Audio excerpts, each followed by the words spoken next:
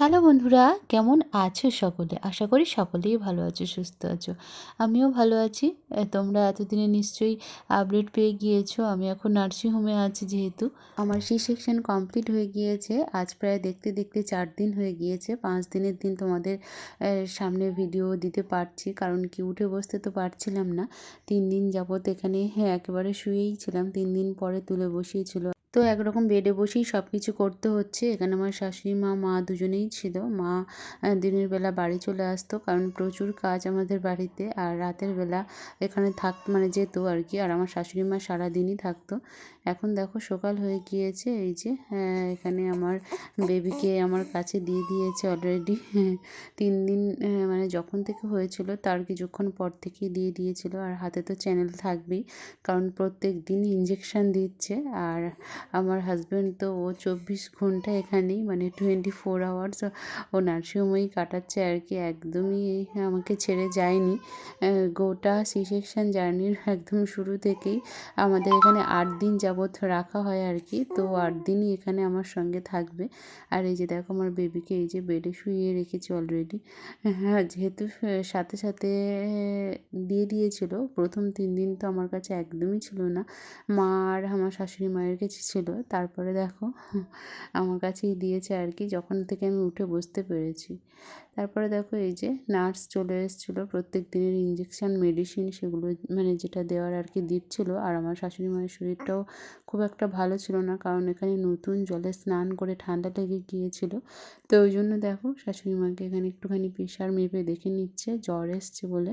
আর মেডিসিনও দিয়ে দিয়েছে। আর এখানে এই যে আমাদের বেবি এই যে শোয়ানো রয়েছে। এখনও তোমাদের সামনে দেখাইনি আমি, তো অবশ্যই নেক্সট ব্লগে দেখাবো। একটুখানি সময়ের অপেক্ষা আর কি, সময়টা হলেই আর কি দেখাবো আর কি। 21 দিন হয়ে গেলেই তো তোমরা এতদিনে গেস করে নিশ্চয়ই বুঝে গিয়েছো ছেলে হয়েছে না মেয়ে হয়েছে।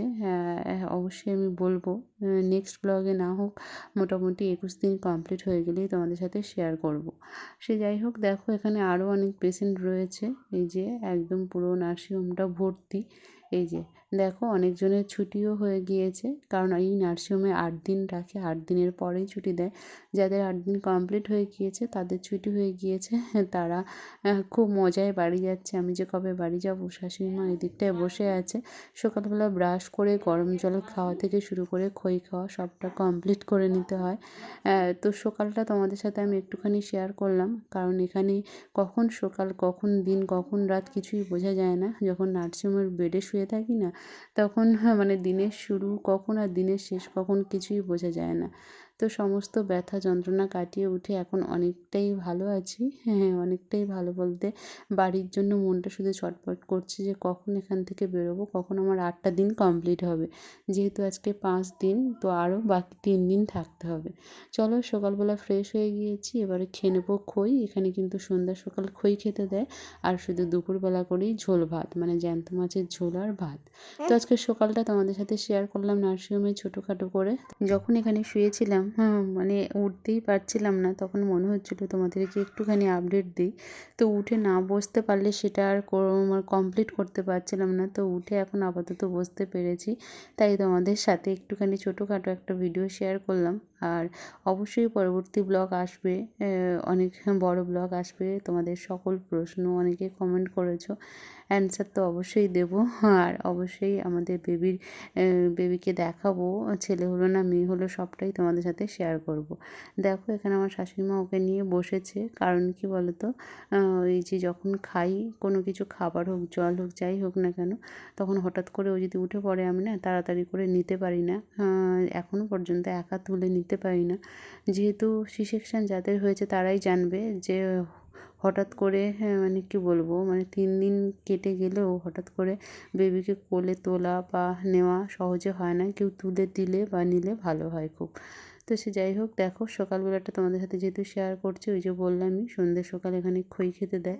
তো সকালবেলা ফ্রেশ হয়ে খইটা খেয়ে নিচ্ছি, আর সঙ্গে এখানে গরম জল। তো গরম জলটা কিন্তু প্রতিদিন, হ্যাঁ মানে কী বলবো, যে কদিন ছিলাম শুধু গরম জলই খেতে দিয়েছিলো, একেবারেই ঠান্ডা জল খাওয়া যাবে না। হ্যাঁ, তো খুব যে বেশি গরম জল তা কিন্তু নয়, হালকা ঠান্ডা হালকা গরম এরকম। তো সকালের খাওয়া দাওয়া শেষ করে দেখো আমাদের বেবিকে নিয়ে আমি শুয়েও পড়েছি, কারণ সারাদিন এখানে শুয়ে বসেই সময় কেটে যায়। চলো বন্ধুরা, আজকের ভিডিওটা কেমন লাগলো অবশ্যই কমেন্ট করে জানাতে ভুলো না। নার্সিংহোমের সকালটা তোমাদের সাথে শেয়ার করলাম। সকলে ভালো থেকো, সুস্থ থেকো, টাটা।